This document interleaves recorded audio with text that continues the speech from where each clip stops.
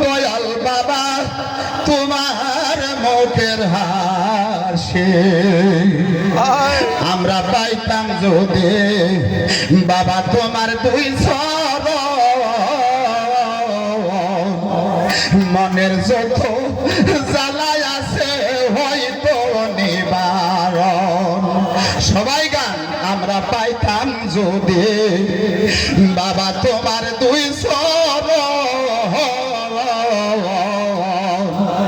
মনের যত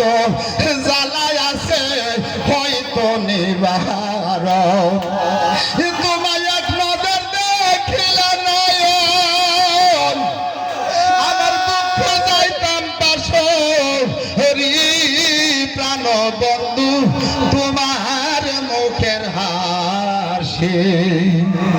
আমরা কেমনে ভুলিব মুর্শিদপুরি তোমার মুখের হাসি আমরা কত কথা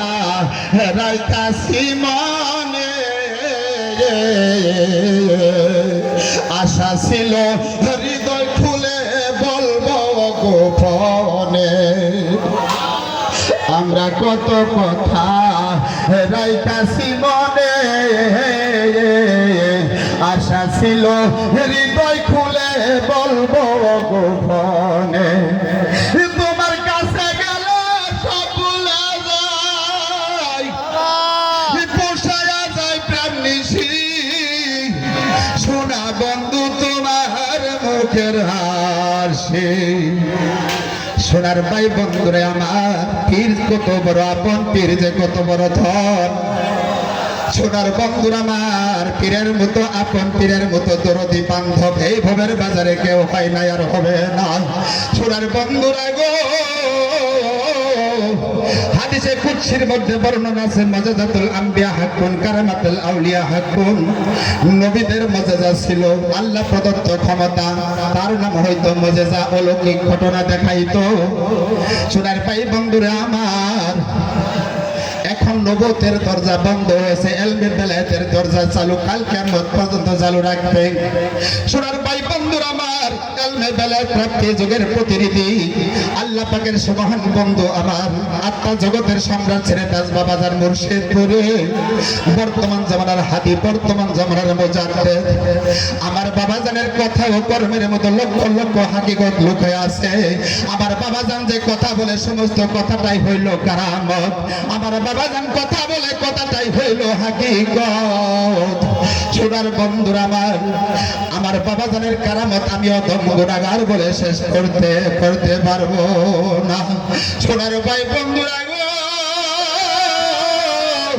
আমার বাবা যে কত বড় আল্লাহর ওলি তার বাস্তব প্রমাণ আমি নিজেই গো সোনার বন্ধুরে আমার জন্মদাতা আব্বা তিনি রোজার রমজানের দিনে 13 রোজা গত হয়ে যায় 13 রোজা তারিখে মাগরিবের নামাজ ইফতার করার পরে মাগরিবের নামাজ আদায় করিয়া আমার আব্বা যান তিনি খানা খাইছেন ওই খানার মধ্যে হঠাৎ কি জানি তার গলার মধ্যে আটকা গেল অনেক চেষ্টা করতেছে যতই চেষ্টা করে কিন্তু আরো গলার মধ্যে বেশি করে আটকে যায় সোনার ভাই বন্ধুরে আমি বাড়িতে এসে যখন এই খবর শুনলাম যখন এই খবর শুনলাম সঙ্গে সঙ্গে আমি আমাদের নিকটবর্তী মিলন বাজারে চলে গেলাম যাইয়া কিছু বনসদে আইনা আমি আব্বাকে বললাম আব্বা এই বনসদাইটা আপনি মুখে দিয়ে আপনি গিলে ফেলান অবশ্যই আপনার গলার থেকে সেই কাঁটা দূর হয়ে যাবে সোনার ভাই বন্ধুরা আমার সেই বনসদাইটা আব্বা গিলতেছে কিন্তু যতই গিলে কাঁটা আর বের হয় না কাঁটা আরো বেশি বেশি পিন দেয় সোনার বন্ধুরা গো পরের দিন সকালবেলা আব্বাকে বরপাড়া রোডে নিয়ে আসা হইলো বড় ডাক্তারের কাছে হসপিটালে নেওয়া হইলো ডাক্তার পরীক্ষা করে দেখে গলার মধ্যে সুই ঢুইকা আছে সোনার বন্ধুরা আমার দিনের বেলা আমরা দেখতে পাইলাম আমার বড় বোন তরকারির সবজি বানাইছে ওই সবজির মধ্যে মিঠা তেলের বোতলের মধ্যে 4টা সুই রাখা ছিল ওই সুইগুলা যখন তরকারিতে সম্বার দিয়েছে ওই সুইগুলা তরকারির মধ্যে 4টা সুই সুই পড়েছে এবং আমার আব্বা ভাত খাওয়ার সময় একটা সুই তার গলার মধ্যে ঢুইকা গেছে। সোনার ভাই বন্ধুরা, আমার কেমন চিন্তা হয়ে গেল, গলা ফুইলা গেল, একটার পানি পর্যন্ত গিলতে পারে না। আমরা বরপেটা রোড থেকে তাকে রেফার করলো বরপেটা। আমরা বরপেটা না নিয়ে বাড়িতে চলে গেলাম। পরের দিন বরপেটা নিব বলে আমি মনস্থ করেছি। সোনার বন্ধুরা আমার, এমন সময় আমরা 30 আশ্রিয়ার মুজাহাব দরবারে পাঠাইছিলাম। ওই মুজাহাব দরবারে পাঠানোর পরে দরবারে থেকে কিছু তাবারক আমার বাড়িতে একজন ভাই নিয়ে দিল। ওই তাবারকটা আমি আমার আব্বার হাতে দিলাম আর বললাম, আব্বা জান, এই তাবারকটা মুর্শিদপুর দরবার থেকে আসছে, আমার বাবা জান দিয়েছে। এই তাবারকটা আপনি আপনার বাবার নাম স্মরণ করে